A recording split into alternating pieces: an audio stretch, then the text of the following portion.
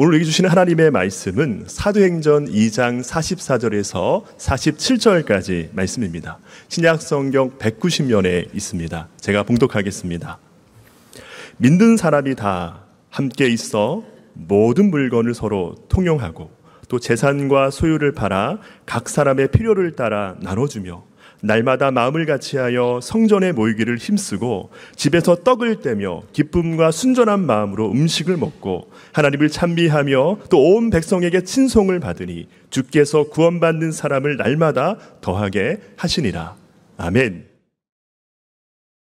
여러분, 사람은 참 모순적인 존재인 것 같아요.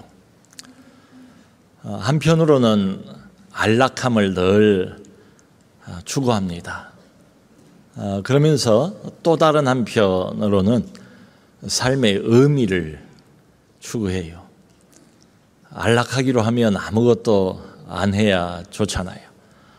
또 뭔가 의미를 얻고 싶으면 땀 흘리고 수고를 해야 되는데, 그러니까 좀 모순적이죠. 또 한편으로는 자유롭게 독립적으로 살기를 원해요. 그러면서 또 다른 한편으로는 뭔가 소속감을 갖기를 원하고 또 공동체에 속하기를 원해요. 이것도 모순이지요. 그러니까 사람은 언제나 그저 안락하고 편안함만 추구하면서 살 수는 없어요. 또 나 홀로 그저 자유롭게 그렇게만 살기도 어려워요. 더불어 함께 살아가는 세상이니까 말이죠. 요즘 우리 한국 남자들이 나는 자연인이다, 이 프로를 아주 즐겨 본대요. 각박한 세상살이 뭔가 보면서 이렇게 마음에 좀 치유, 힐링이 되는가 봐요. 저 깊은 산 속에 홀로 살고 있는 사람을 촬영팀이 찾아갑니다. 그러니까 배경이 주로 자연, 나무, 숲, 깊은 산속, 이러다 보니까 배경 자체가 힐링을 가져다 주는 것 같아요. 그런데 그 깊은 산속에서 나 홀로 살아가는 그 자연인 이야기를 들어보면 사연 없는 사람은 없어요. 가까운 주변의 누군가에게 큰 상처를 받았거나 아니면 몸에 어떻게 해볼 수 없는 지병이 생겨서 거기까지 온 거예요. 본인들은 이제 스스로 여기가 좋다, 행복하다 말씀들은 하는데 제 눈에는 그렇게 안 보이더라고요.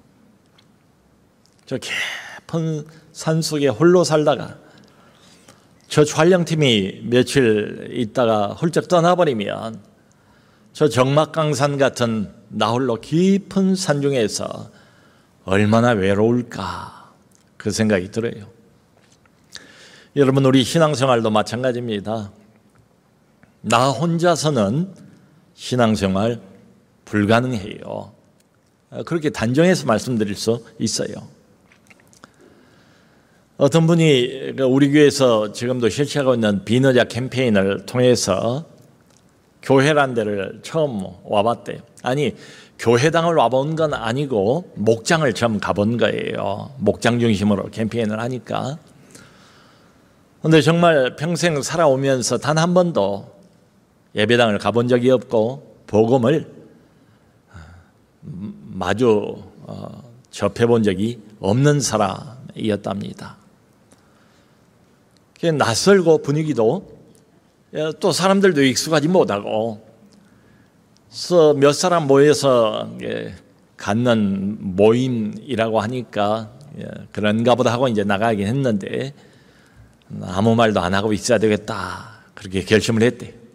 근데 가서 보니까 몇 사람들이 모여서 정말 별거 다 나누더라는 거예요. 온갖 삶의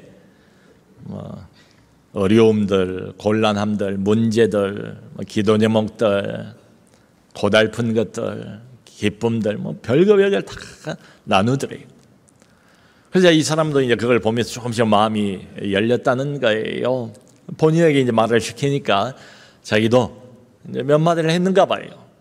근데 얼마나 이분들이 잘 받아주든지 공감을 해주든지 점점 마음이 열려서 나중에는 그냥 눈물을 펑펑 쏟으면서 자기 이야기를 나누었다는 겁니다.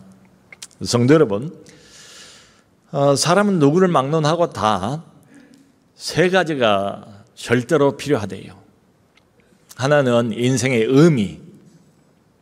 사람은 그저 먹는 것만 있으면 만족하는 이런 동물하고는 다르잖아요. 인생의 의미가 필요해요. 또 하나는 소속감입니다. 홀로 사는 건 불가능해요. 함께 살아야 합니다. 소속감. 또 하나는 소망입니다. 우리가 이 어두운 세상 한복판에서 소망 없이 어떻게 견딜 수가 있겠어요? 그래서 이 세 가지는 모든 사람에게 다 필요한데요. 남녀노소 다 필요해요. 나이가 많든 나이가 적든 여자든 남자든 빈부귀천 어떻게 살든 다 필요해요. 또 한 걸음 더 나가서 이 세 가지는 예수를 믿는 사람은 말할 것도 없고요. 예수를 안 믿는 불신자들도 이 세 가지는 아주 필수적인 내용입니다. 필요해요. 그런데 오늘 우리가 읽은 사도행전 2장 본문을 보면 이 세 가지가 고스란히 여기에 다 녹아 있어요. 오늘 우리가 읽은 이 본문은 어떤 특별한 사람들을 지금 묘사하고 있습니다. 사실은 어떤 집단입니다. 일종의 공동체입니다. 그걸 묘사를 해요. 그런데 모인 사람들을 보니까 이 사람들이 아주 특별해요. 그러니까 이때까지 인류는 역사 안에서 이런 종류의 사람을 본 적이 없어요. 이런 집단을 목격해 본 적이 없어요. 이 사람들은 지금까지 있어 왔던 모든 인간하고 달라요. 왜 다른가 봤더니 사도행전 2장 맨 앞부분에 오순절 날 성령이 강림하시지 않습니까? 이 모든 사람들은 다 성령을 받은 사람들. 이게 이 사람들의 공통적인 특징입니다. 그래서 44절을 보면 모든 물건을 다 통용하며 사람들이 한꺼번에 다 모여 있더래요. 근데 보니까 가지고 있는 모든 물건을 다 서로 통용하더래요. 유무상통하더란 말입니다. 또 45절을 보니까 이 사람들이 자기의 소유와 재산을 팔아서 각 사람의 필요를 따라서 나눠주고 자기가 가지고 있는 소유도 있고 재산도 있을 거 아니에요. 근데 그걸 다 팔더래요. 기꺼이. 그리고는 필요한 사람들 필요를 따라서 다 그걸 나눠 주더라는 겁니다. 그런 내용이에요. 여러분, 이 내용을 문자적으로 오늘날 그대로 교회에 적용하기는 어려워요. 같은 1세기 당시에 이미 여기저기 세워졌던 교회들이 있습니다. 신약을 보면 서신서에 여러 교회들에게 편지를 보내잖아요. 근데 1세기 있던 교회들에도 이걸 문자적으로 적용을 하는 교회는 없었어요. 그러니까 지금 우리가 읽은 이 내용은 당시 예루살렘 교회 특수한 상황, 그때 한정된 것으로 봐도 좋아요. 근데 원리는 지금까지도 그대로 우리가 이어받아야지요. 이때가 언젠가 하면 시기적으로 보면 오순절이었습니다. 지금 오순절 직후예요. 유대인들이 중요하게 생각하는 몇 가지 명절 중에 오순절이 있어요. 그 오순절 날 일어난 일입니다.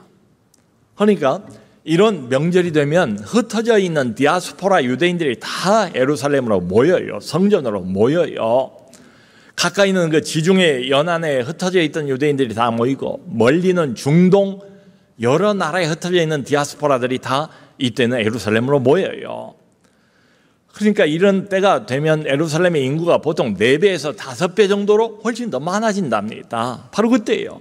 근데 이 사람들이 와가지고 베드로 설교 한 번에 3,000명이 은혜를 받고 회개를 하고 교회 안으로 들어왔어요. 그리고 성령을 받았어요. 그러니까 이 사람들이 원래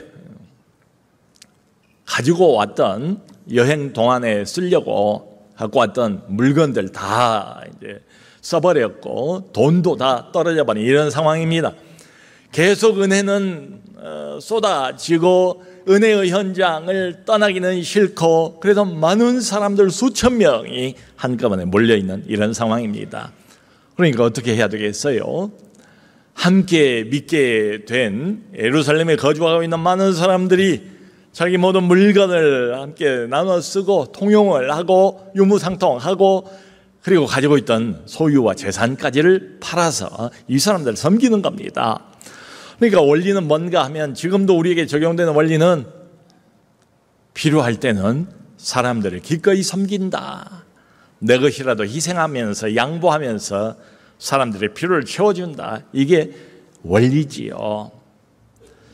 여러분 이런 일만 있었던 게 아니래요.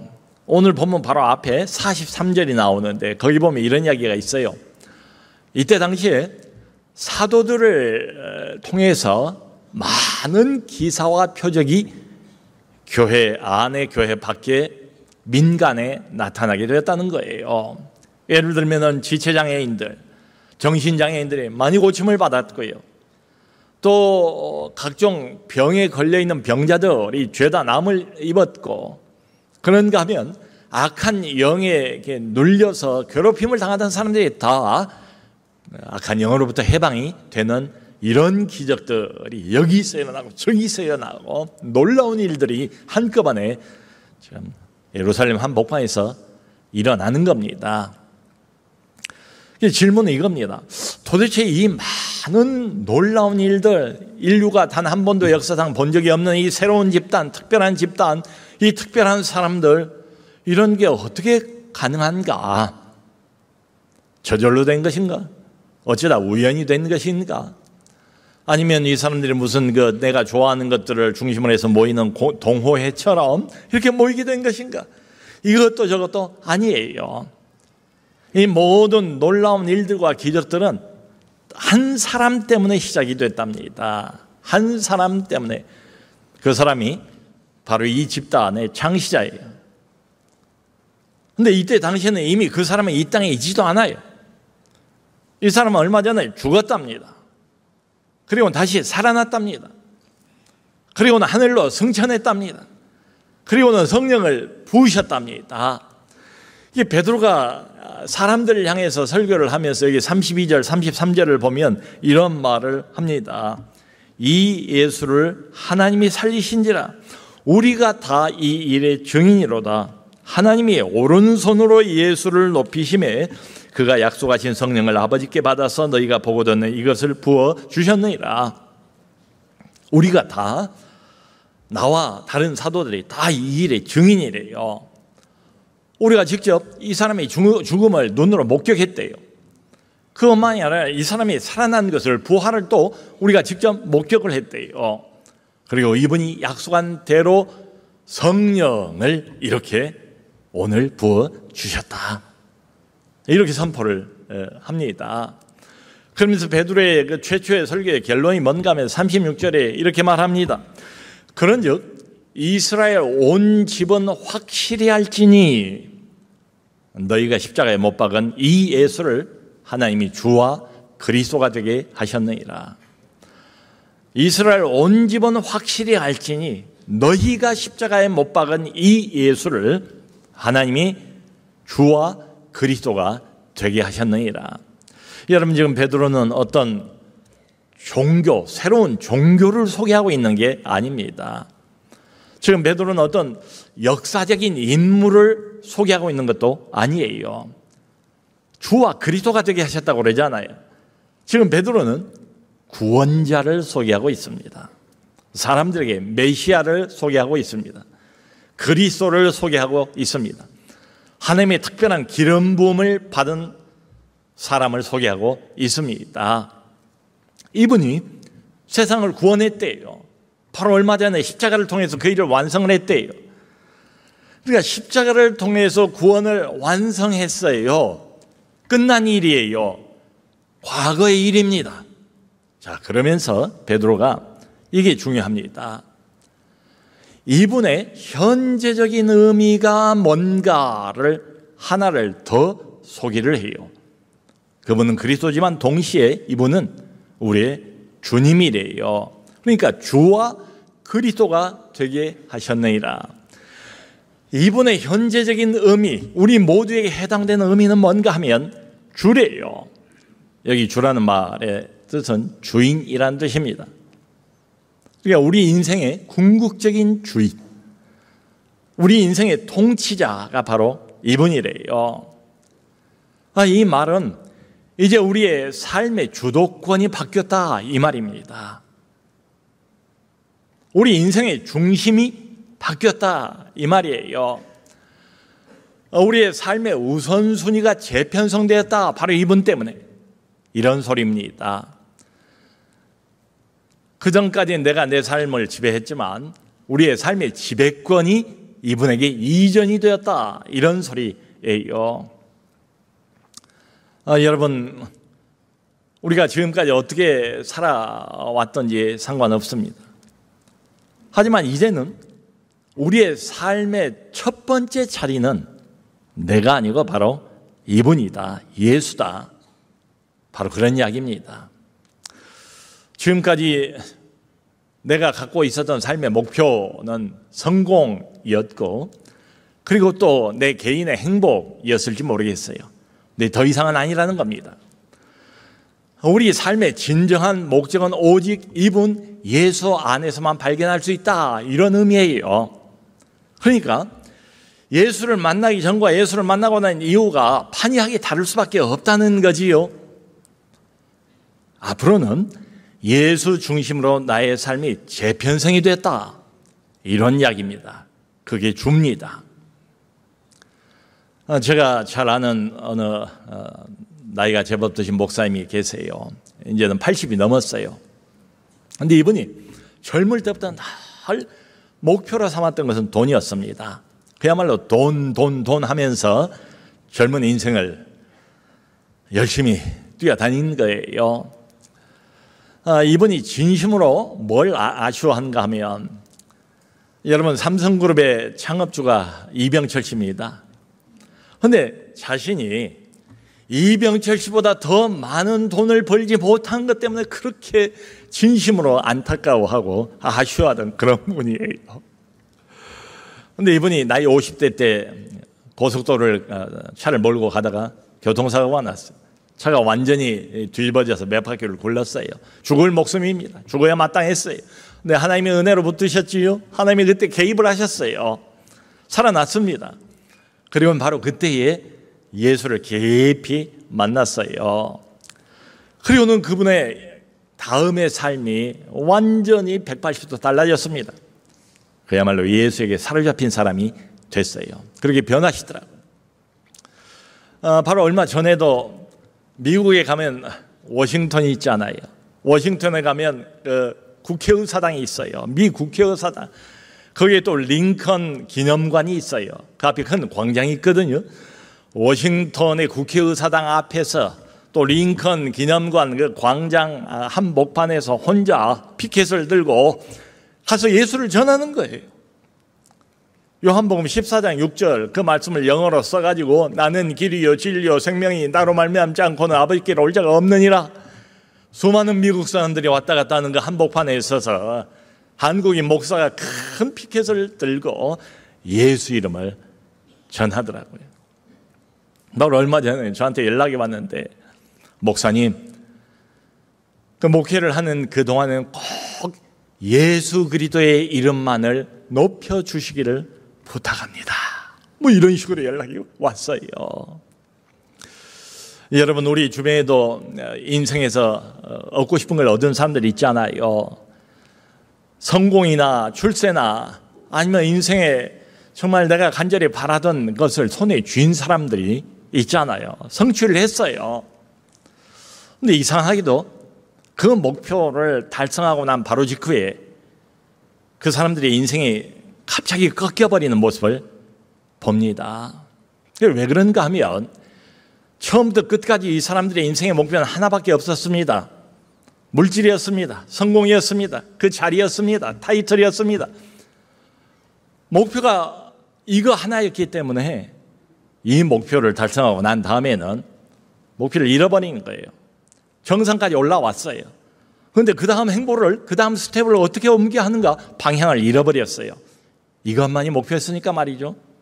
여러분, 우리 인생의 진정한 의미는 적어도 예수 믿는 사람들, 하나님의 특별한 부르심을 받은 우리 모두는 동일합니다.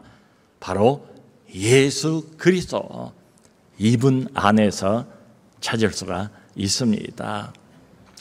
여기 본문의 이 모습을 보면 우리가 말하는 초대 교회입니다. 정말 성령으로 불이 활활활 타오르고 있는 이런 모습을 볼 수가 있어요. 그러니까 특별하잖아요. 모든 물건을 다 서로 나누고 재산을 가지고 있는 소유를, 사람의 욕심이라는 게 이런 것들에 얼마나 집착을 합니까? 근데 이걸 다 기꺼이 나누는 거예요. 더 중요한 것은 이 사람들이 마음을 나눈다는 사실입니다. 마음이 열리고 마음이 녹아지고 마음이 부드러워지고 마음이 서로 통하게 되고 마음을 나누게 된 거예요. 그러니까 이때 교회의 모습을 보면 자주 모였답니다. 성전에서 늘 모였대요. 많은 사람이, 성전이 크니까 모이지 않겠어요? 근데 그것만이 아니래요. 성전을 빠져나가면 각 집에서 모였대요. 마치 우리가 주일날 그레이스 홀에서는 대예배로 많은 사람이 모이잖아요. 대그룹으로. 그런데 또 교회 밖을 나가면 우리가 주중에 소그룹으로, 목장으로 집에서 모이는 것처럼 말이죠. 초대교회도 그랬다는 거예요. 그런데 여기 본문을 보면 어떤 표현이 눈에 들어오는가 하면 모이기에 힘썼다, 이런 표현이 나와요. 모임에 힘썼대요. 애를 썼대요. 모이기를 원했대요. 그러니까 이 사람들이 억지로 모인 건 아니에요.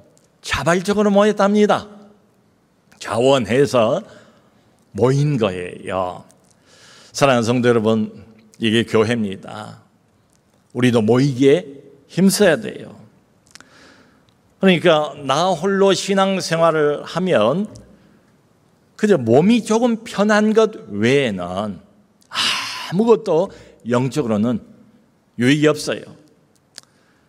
어쩔 수 없어서 특별한 사정이 있어서 인터넷을 통해서, 온라인을 통해서 예배를 드리는 것은 뭐 얼마든지 이해가 가지요. 그건 좋습니다. 그런데 이게 코로나를 지나면서 습관이 아예 돼가지고 그 편의성 때문에, 편리함 때문에 모이기를 거절하고 집에서 그냥 편리하게 예배를 땜질하는 것은 더 이상은 안 돼요. 영혼에 아무 유익이 없어요. 여러분, 나 홀로 이렇게 신앙생활을 하기 시작하면 지금의 신앙도 결코 유지를 못합니다. 점점 더 약해지고 말아요. 성경을 보면 우리를 일컬어서 흔히 양이다, 약물이다, 뭐 이런 표현을 많이 쓰잖아요. 맞습니다. 그 양들의 특징이 있어요. 여러분, 양은 자기 혼자 있으면 갈 길을 제대로 알지를 못해요. 그러니까 늘 자기를 인도하는 리더가 필요해요. 목자가 필요해요. 그게 양이에요. 그게 우리들이에요. 또 양이 연약한 동물이다 보니까 일이나 늑대나 사나운 짐승에게 잡아먹히기도 쉽잖아요. 그러니까 양은 자기들이 함께 모여 있을 때 가장 안전하다는 것을 본능적으로 알아요. 저희 교회에서 이제 등록하신 분들을 모시고 가끔 가다가 새가족 환영회를 해요. 근데 제가 늘 거기 참석을 해서 정말 반갑습니다. 정말 환영합니다. 잘 오셨습니다. 인사 말씀을 드리고 빼놓지 않고 꼭 드리는 말씀이 있어요. 여러분, 주일 예배 한 번 오는 것 가지고는 부족합니다. 신앙생활 유지하는 것도 쉽지가 않습니다. 그러므로 우리 교회 목장 시스템이 너무도 잘 되어 있습니다. 그러니까 주중에 꼭 소그룹 목장 그 안으로 들어가서 좀 더 긴밀하게 친교를 나누며 교제하면서 신앙생활을 하시기를 바랍니다. 이 말씀을 꼭 드려요. 그러니까 저희 교회 새로 어떤 분이 등록을 하시면 우리 교구 목사님들이 가장 기도하면서 신경을 많이 쓰는 게 뭔가 하면 바로 이 부분이에요. 이분들을 속으로 목장 울타리 안으로 모시려고 애를 써요. 사랑하는 성도 여러분, 주일날 그것도 비가 내리는 오늘 같은 날에도 이 좋지 않은 일기에도 불구하고 예배당까지 나와서 주일날 예배를 드리는 것 자체만 해도 얼마나 귀합니까? 얼마나 고맙습니까? 그런데 소속감을 정말 내가 느끼고 그것을 누리기에는 주일 한 번 예배로는 부족합니다. 저희 교회 이렇게 쭉 출석은 주일 예배합니다만은 등록은 안 하신 분들도 덜어 있어요. 한 번은 새가족실에 갔는데 늘 새로 오신 분들은 사진을 같이 찍거든요. 아니 내가 이분을 아는데 주일날 이분 얼굴을 종종 보는 분인데 늘 인사도 하는데 그분이 거기 나와 있어요. 그래서 아니 웬일이십니까? 라고 물었더니 목사님 제가 이 교회 다닌 지가 10년 됐습니다. 그런데 오늘 등록하려고 합니다. 10년 만에. 여러분 참 흥미로운 통계치를 조사를 해보니까 이렇게 나오더래요. 뭔가 하면 어떤 사람이 어떤 교회에 이제 왔어요. 근데 이 사람이 그 교회에 정착을 하느냐 아니면 못하느냐 어디에 달려 있는가 하면 이 사람이 자기하고 의미 있는 관계를 맺는 사람 5명만 생기면 그 교회에 아주 쉽게 정착을 하더래요. 근데 6개월이 지나도 등록하고 난 다음에 1년이 지나도 자기하고 의미 있는 관계를 맺는 친분 관계가 있는 친구가 될 만한 이런 사람이 하나도 없으면 이 사람은 그 교회에 정착하기가 아주 힘들대요. 떠나기가 쉽대요. 성도 여러분, 주일날 와서 우리가 여기 예배 순서 따라서 하늘을 바라보면서 하나님께 집중하고 함께 찬송도 하고 기도도 하고 말씀도 듣고 얼마나 좋아요. 예배를 통해서 수직적으로 하나님께서 우리에게 베풀어 주신 은혜가 있지요. 근데 이것만 가지고 소속감을 얻기는 어려워요. 수평적인 나눔이 있어야 합니다. 좀 더 긴밀한 나눔이 필요해요. 우리 목회자들이 일주일 지나고 난 다음에 늘 모입니다. 그래서 한 주일 동안 우리 교회, 남서른의 교회 안에서 무슨 일이 일어났는가 제가 잘 몰라요. 다른 교구 목사님들도 자기 교구 이야기는 알지만 다른 교구에서 무슨 일이 일어나는지 어떻게 알겠어요? 그러니까 모이는 거예요. 모여서 한 주일 동안 남서른의 교회 같은 공동체 안에서 하나님이 어떤 역사를 일으키셨는가, 어떤 기도 응답을 받았는가, 이걸 나눕니다. 참 나눔의 은혜를 많이 받아요. 한 주간 지나면서도 우리 교회 안에서 이렇게 생기는 아름다운 이야기들, 미담들, 덕담들은 거의 전부가 다 속으로 목장에서 나오는 이야기들이에요. 여러분 이렇게 보면 바로 목장은 우리의 영적인 소속감의 원천이에요. 거기서는 그야말로 모든 걸 다 나눌 수 있습니다. 주일 예배 때 예배드리고 이리저리 흩어지기 바쁜데 어떻게 누구를 붙잡고 내 마음에 있는 것들을 다 나누겠어요? 근데 소그룹 목장 안에서는 한 67명 정도가 모여서 내 슬픔, 내 어려움, 내 곤고함, 내 기도 제목, 내 문제, 내 기쁨, 내 즐거움, 내 기도응답, 이 모든 것들을 그야말로 얼마든지 나눌 수가 있어요. 이런 면에서 보면 목장은 우리 영혼의 울타리입니다. 또 제가 목회를 하면서 이렇게 보니까 제 결론이 그래요. 실제로 우리 성도들이 어디에서 영적으로 성장하는가, 신앙에 성장하는가, 바로 소그룹 목장을 통해서예요. 그런 면에서 소그룹 목장은 우리의 신앙이 성장하는 모판이에요. 신앙이 자라가는 터전이 바로 거기입니다. 오늘 아까 읽은 47절 마지막 구절을 보면 이런 장면이 묘사가 되어 있습니다. 밖에서 사람들이 보니까 이 예수 믿는 사람들이 함께 모여서 하나님을 찬미하더래. 하나님께 감사하더래. 근데 그런 것만 하는 게 아니더라는 거예요. 이 사람들이 또 아까 봤던 것처럼 자기 물건을 서로 동용하고 심지어는 재산과 소유도 팔아서 다른 사람의 필요를 채워주고 그걸 교회 안에서만 하는 게 아니라 교회 밖에 예수 안 믿는 사람들, 불신자들까지도 그렇게 섬기는 모습을 본 거예요. 이 사람들이. 여러분 애나 지금이나 언제나 가난하고 어렵고 소외당한 사람들은 있기 마련 아닙니까? 가난한 자, 고아, 과부 이런 연약한 사람들을 교회가 챙겨주고 도와주고 섬겨주는 모습을 본 거예요. 그러니까 뭐라고 그랬습니까? 47절에 그래서 그걸 보고 모든 사람이 다 칭송을 했다. 이 모든 사람은 교회 안 나온 사람, 예수 안 믿는 사람, 불신자들까지 다 합친 모든 사람이 이 특별한 사람들과 이 특별한 공동체를 바라보면서 칭송을 아끼지 않았대요. 그 이유가 뭐라고요? 이 사람들은 자기하고 다르니까 매력이 있잖아요. 내가 살아가는 삶의 방식하고 이 사람이 다른 거예요. 그 언젠가 어떤 여자분이 우리 교회에 등록을 하셨는데 사연을 들어보니까 어떻게 오셨는가 참 그게 재밌더라고요. 우리에게 시사하는 바가 많아요. 자기 이웃집에 친하게 지내는 아주머니가 있는데 그분은 늘 행복해 보이더래요. 자기보다 뭐 돈이 더 많은 것도 아니고 잘 사는 것도 아닌 것 같은데 같은 동네니까. 근데 나는 안 그랬는데 저 사람은 늘 보면 얼굴이 평안해 보이고 즐거움이 있는 것 같고 그리고 행복해 보이더라. 근데 알고 보니까 남수론의 교회 집사님이었대요. 그래서 행복해 보여서 이 교회를 자기가 등록을 했습니다. 맞습니다. 제대로 본 거예요. 여러분 우리가 왜 행복하지요? 돈이 많아서요? 갑자기 좋은 일이 생겨서요? 아니지요. 바로 예수 때문에 우리는 행복합니다. 예수 때문에 우리는 소망을 가져요. 아무리 어려운 상황 속에서 절망하진 않아요. 하나님이 살아계시니까요. 예수님이 살아계시니까요. 우리는 예수 때문에 소망을 갖습니다. 그리고 예수 때문에 서로를 섬겨요. 우리가 본 것처럼. 그런데 교회 안에 있는 사람들만, 지체들만 섬기는 게 아니라 이 말이죠. 교회 밖에 있는 사람들, 불신자들, 세상을 섬겨요. 하나님이 이 죄로 물들어 있는 세상을 이처럼 사랑하셨다고 그러잖아요. 우리도 그런 하나님의 마음을 가지고 세상을 우리도 섬겨요. 이게 교회입니다.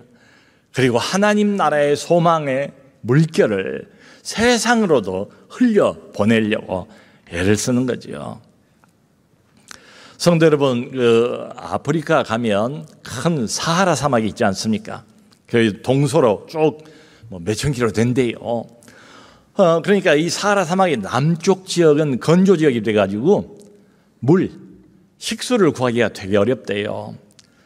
그래서 새벽 이른 시간부터 어린아이들과 여자들이 물동이를 이고 먼 거리까지 가서 그 물을 가지고 와야 돼요. 아마 TV에서 가끔 보신 적이 있을 거예요. 이걸 매일 해야 돼요. 근데 가지고 온 그 물조차도 식수로 쓰기에는 저감한 물이 아니에요. 깨끗한 물이 아니에요. 다 동물이 먹고 짐승이 이렇게 쓸고 간 그런 물이기 때문에 그거 마시고 설사병 자주 걸리고 심하면 말라리아, 장티푸스 걸려서 이게 죽는 일도 비일비재하고 그래요. 그래서 아프리카의 그 지역 교회하고 선교 단체가 협력을 해서 소위 우물 파기 프로젝트를 시작을 하게 된 거예요. 여기서 정말 기도하는 마음을 가지고 간절한 마음을 가지고 살고 죽느냐 살고 죽고 하는 문제 아니겠습니까? 그 우물을 이제 판 거예요. 그리고는 드디어 맑은 물이 솟아 나왔을 때 아이들은 환호성을 지르고 어머니들은 그걸 보면서 감격의 눈물을 흘리고 말이죠. 그러니까 이 물이 단순한 식수가 아닌 거예요. 이 물은 하늘의 생명수가 되는 겁니다. 그야말로 하나님 나라의 소망의 물을 교회가 세상으로 흘려 보내는 거지요. 저희 교회도 큰 건 아닙니다만은 1년에 2번씩 추석 명절하고 구정 설날 추석 때는 종합 선물 세트를 준비를 해서 포장을 잘해서 거기에 인사말을 붙여서 동사무소에 갖다 드려요. 구정 때는 또 그 간단한 쿠폰을 이렇게 만들어서 또 인사 말씀을 붙여서 이렇게 나눠드립니다. 여러분, 우리 교회 주변에 동이 여러 개 있어요. 그러니까 그때가 되면 우리 행정 목사님이 그 동사무소마다 찾아갑니다. 찾아가서 인사도 드리고 선물도 전달을 해요. 이제 추석이 가까워서 얼마 전에도 행정 목사님이 다녀왔어요.